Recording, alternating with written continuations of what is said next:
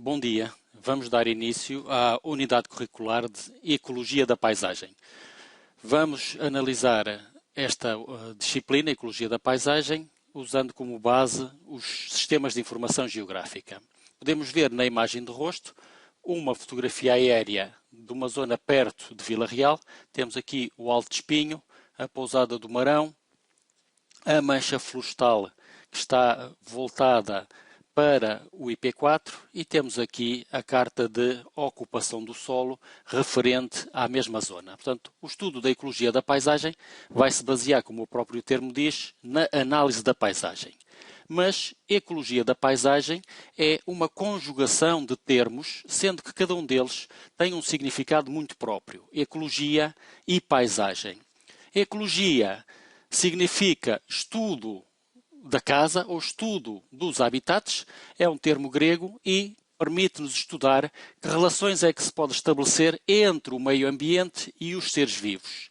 Já a paisagem é um termo administrativo de origem românica e que paisagem significa, na realidade, um termo administrativo correspondente a um território. Seria o equivalente, hoje em dia, ao conceito de freguesia ou de concelho.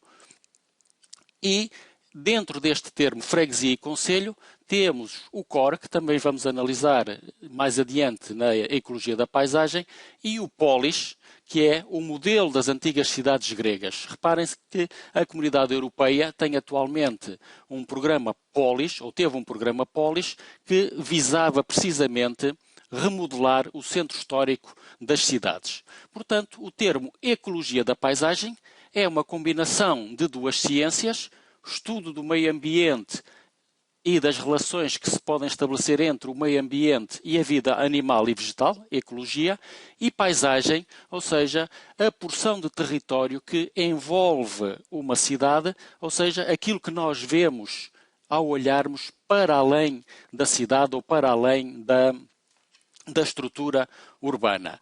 Em termos mais consensuais e atuais, aquilo que se vai estudar é padrões de habitat, fragmentação da paisagem, heterogeneidade ou homogeneidade da paisagem, conectividade ou ligação entre as várias estruturas ou os vários elementos da paisagem e dinâmica da paisagem, ou seja, estudo temporal da paisagem para sabermos em que sentido é que ela está ou não está a evoluir ou a modificar-se. Portanto, a ecologia da paisagem visa identificar a diversidade de tipos de ocupação do solo, como é que eles se distribuem e organizam espacialmente e de que forma é que condicionam a existência de vida, tanto vegetal como animal, admitindo sempre que o homem é ou poderá ser o agente modelador da paisagem. Portanto, vamos começar por analisar a paisagem do ponto de vista de composição, estrutura e, posteriormente, métricas para quantificar a paisagem, para valorizar a paisagem. Composição da paisagem é o número de classes, ou diz respeito ao número de classes que caracterizam a ocupação do solo. Quando estamos a olhar para uma paisagem, esta composição da paisagem traduz a diversidade daquilo que vemos. Podemos ver, neste exemplo simples, que tanto a área B como a área A têm 4 classes de uso e ocupação do solo. Portanto, temos que analisar as classes de uso e ocupação do solo e depois analisar quantas manchas é que há de cada uma delas, como é que elas se tocam, que tipo de limites podem estabelecer umas com as outras. Portanto, será desta forma que vamos analisar a composição e a estrutura da paisagem. Estrutura é a forma como os diversos tipos de ocupação do solo estão distribuídos e organizados no espaço. Reparem, 4 exemplos, A, B, C, D. Todos eles têm 4 classes, mas todos eles têm estruturas organizacionais diferentes.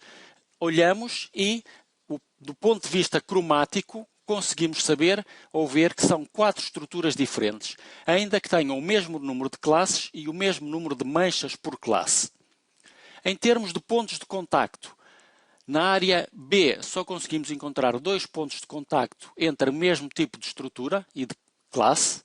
Na área C já encontramos 3 estruturas de contacto curtas e uma comprida, e na área D encontramos 2 zonas de contacto extensas em diagonal. Portanto, em termos de análise de paisagem, esta análise ou esta quantificação da composição, da estrutura e da forma como os objetos estão distribuídos espacialmente é que vai ser analisada do ponto de vista das métricas de paisagem. Parâmetros que devemos analisar. Como vimos anteriormente, número de classes de uso e ocupação do solo. E aqui fazendo uma ressalva ao termo uso e ocupação. Uso é a natureza da fruição, ou seja, urbano ou humano, agrícola, florestal e improdutivo, água. A ocupação diz respeito ao que é que está efetivamente instalado no solo.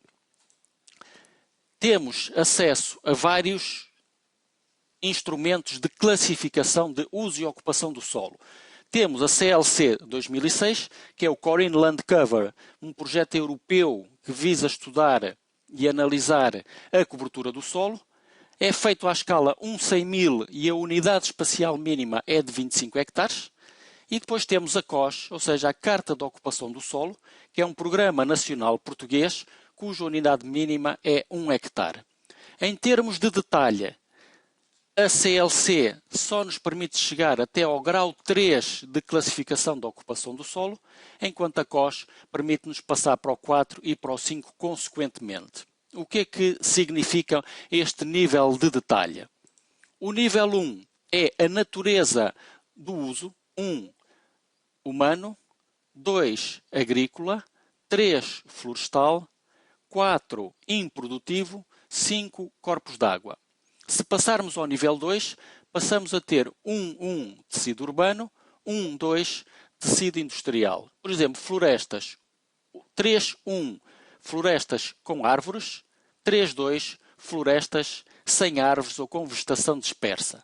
Se passarmos ao nível 3, teríamos 1, tecido urbano contínuo, 2, tecido urbano descontínuo. Em termos de florestas, 3, floresta de folhosas, 3, floresta de resinosas, 3, florestas mistas. Se continuarmos a aumentar o detalhe, podemos ver na legenda da COS o significado nível 1 até ao nível 5 e perceber que, por exemplo, no nível 5 já temos a especificação ou a especialização do tipo de árvore que ocupa o território. Para além de sabermos que são florestas de resinosas, por exemplo, o 312, sabemos se é pinheiro bravo ou pinheiro manso ou outras resinosas. Portanto, em termos de composição, estrutura e métricas, temos que começar por analisar o número de classes de uso e ocupação do solo, contabilizar o número ou a área total de estudo e a área atribuída a cada classe, quer do ponto de vista absoluto, quer do ponto de vista relativo, bem como o número de manchas ou de parcelas, quer total, quer por classe, para podermos contabilizar quanto é que cada uma das classes representa na paisagem. Voltando ao exemplo original, temos 4 classes, 4 polígonos, mas aqui já temos 4 classes, 16 polígonos, 4 por classe. No entanto, em termos de área representada, admitindo que a área A é igual à área B, em termos de área total, ambas são iguais. Em termos da área ocupada por cada classe, também ambas são iguais. Cada uma destas classes representa 25% do território. Já em termos de área média por mancha, cada uma destas manchas ou polígonos representa 25%, enquanto aqui cada mancha ou polígono representa 6,75%. Portanto, fizemos uma breve abordagem ao estudo da paisagem e à ecologia da paisagem, à forma como vai ser abordada esta análise da paisagem e nas próximas aulas continuaremos a desenvolver este tema.